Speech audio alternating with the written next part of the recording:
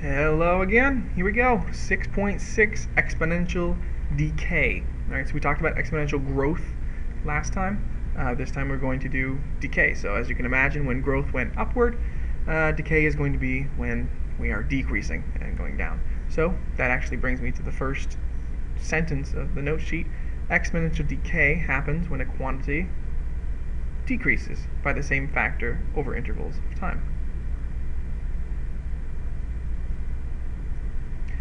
And now let's take a look at the formula. You'll notice it's extremely similar to the formula for growth. There is only one difference. And if you can notice that difference, you are on the right track. Hopefully, the rest of this will be just as easy. The exponential growth formula, this minus sign was a plus. That's really the only difference. All of these numbers, all of the y, a, r, t, all those things mean the exact same things. Y is final amount.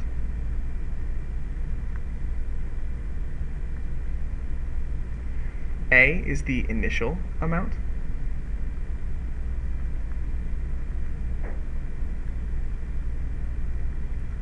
R is the rate at which it is decreasing. And T is the amount of time. Again, we do need to be careful about time because it can be represented many different ways.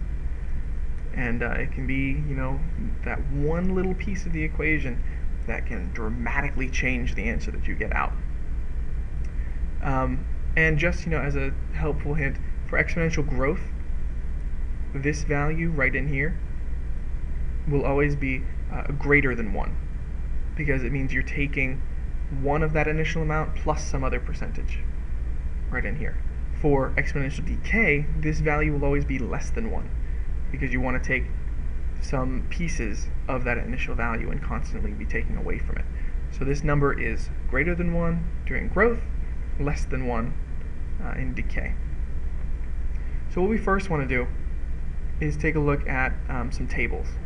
In example 1, do the tables represent growth, decay, or maybe neither? So the first one, we have x values that are going 0 to 1, 1 to 2, 2 to 3, so increasing by 1 over there. And over here we have 270 to 90.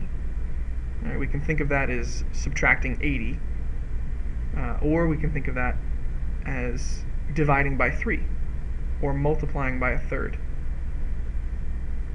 And I want to think of it that way because going from 90 to 30 is not the same thing as 270 to 90 where I was subtracting 80. That doesn't work to go from 90 to 30.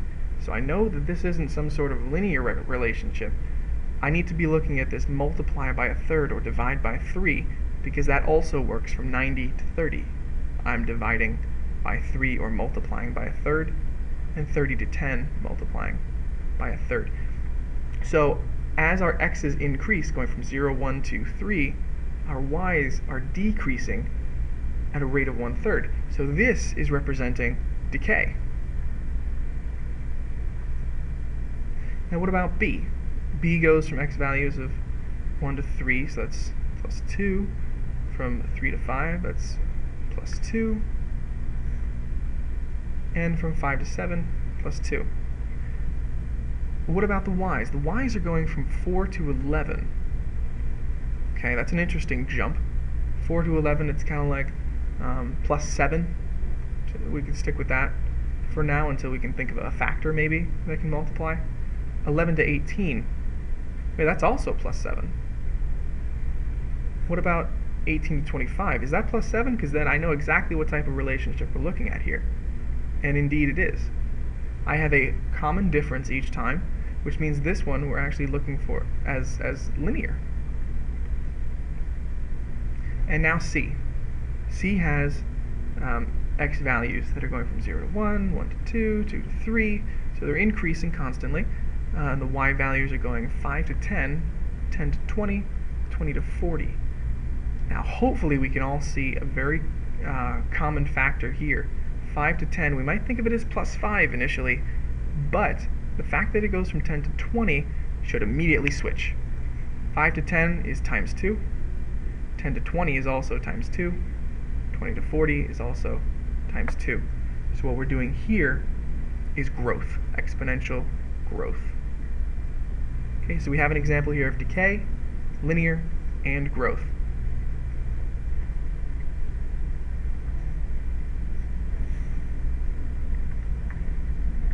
Let's take a look now at example 2. We want to interpret, basically, what certain pieces of a function are in an exponential decay function. So the one that I'm given here is p equals 4,870 times 0.94 raised to the t. And it represents population, p, of a town after so many years. So we have an initial population of 4,870. It's going to be decreasing at some rate over a certain amount of time, and we will get the population after that amount of time. So what we're asked here is, by what percentage does the population decrease each year? Well, if I look up here at my formula, r should be that rate, but again, it's attached to this 1 minus on the inside here. All I have is one number here.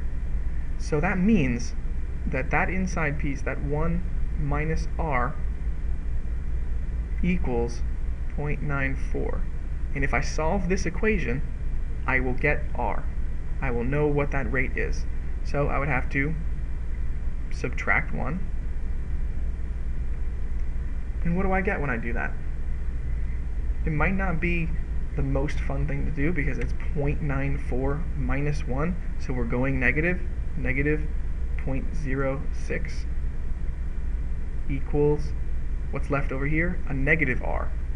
So that means if I have negative r equals negative 0.06, I multiply both sides by negative 1, or I divide both sides by negative 1, a positive r would equal 0.06, which as a percentage, when I change it over and I multiply the percentage by 100, equals 6%. So let's go back to the situation. We have population that's decreasing at a specific rate over time. So what have we just found out? We found out that this population is decreasing at a rate of 6%. And we're looking at time in years, so it's 6% each year. Try out part B. See if you can interpret the percentage that this coral reef is decreasing each year. And then we'll take a look at that one in class.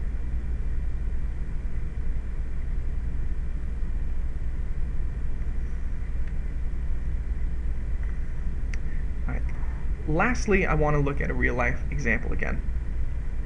What we're going to look at here is a very, very common situation for exponential decay, which is depreciation of a car.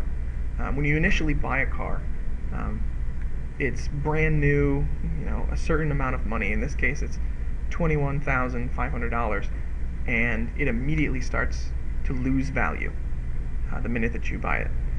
So we're assuming that it loses 12% of its value every year. And we want to write a function that represents how much it will cost in dollars after so many years of having it. So let's start off. I know that the equation I'm going to be using is y equals an initial amount times 1 minus some rate of depreciation for so many years. So gladly, all this information looks like it's kind of here for me. I know that it's going to cost $21,500 initially, so that's my initial. And then I'm going to multiply it by 1 minus the rate, and the rate, it tells me, is 12%. Now be careful again, we're not going to just throw a 12 in here. I have to represent that as a decimal. 0.12 equals 12%. Alright, so I put in 0.12 and so many years. Now I can do a little bit of simplifying there by taking this number in here and making it just one single number. Y equals 21,500 times 0.88 over so many years. And that is our equation for how much this car is going to be worth starting at $21,500 and depreciating at 12% every year. Now let's graph the function and see what it looks like, see what we can estimate the value of the car after 6 years.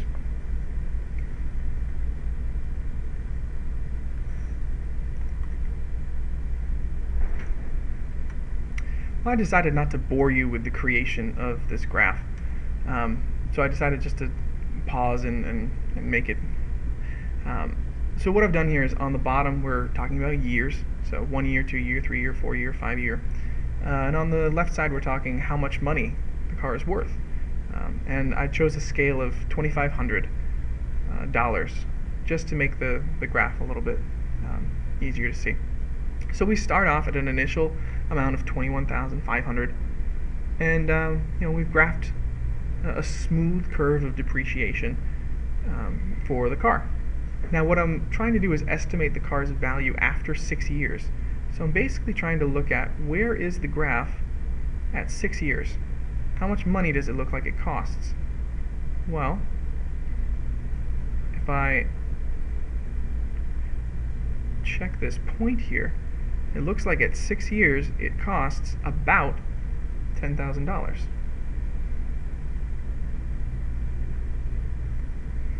So that is how we graph and read that graph to try and interpret some information.